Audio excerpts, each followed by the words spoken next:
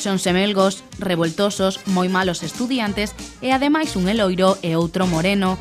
Seguro que con estas características todos vostedes saben que estamos a falar de Zipi e Zape, os semelgos máis famosos do mundo do cómic. O barcelonés Escobar foi o encargado de dar vida en 1948 a estes personaxes. Historietista, inventor e pioneiro dos debuxos animados, fixo as delicias de maiores e pequenos con estes coñecidos irmáns que non deixaban indiferente a ninguén grazas ás súas grandes trasnadas.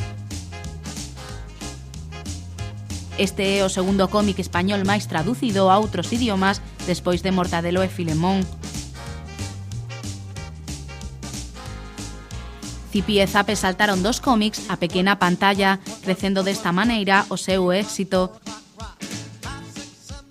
Zipi e Zape saltaron dos cómics a pequena pantalla, crecendo desta maneira o seu éxito. Estes rapaces caracterízanse principalmente polas súas endiñadas trasnadas.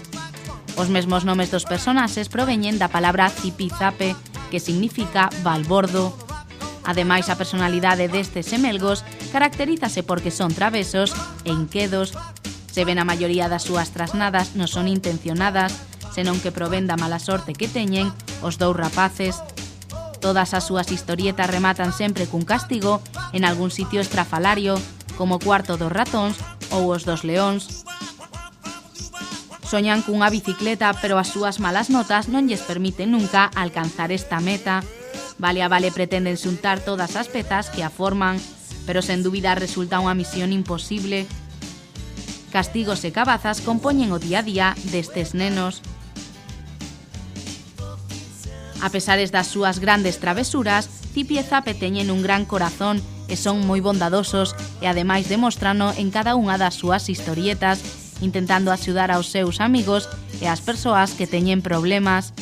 De feito, unha das súas obsesións é facer o que eles denominan unha boa obra. A pesar destes resultados sempre é desastroso.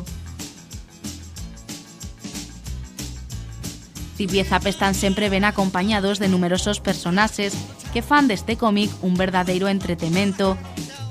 Don Pantuflo, o pai dos rapaces, pásase todas as historietas castigando e perseguindo os dous semelgos. Pola súa parte, Dona Jaimita, a nai dos nenos, flexible e condescendente, sofre cada unha das trasnadas dos pequenos. Peloto, o adulador da clase e gran rival dos semelgos, pásase toda a historia intentando fastidiarlos con todo tipo de artimañas.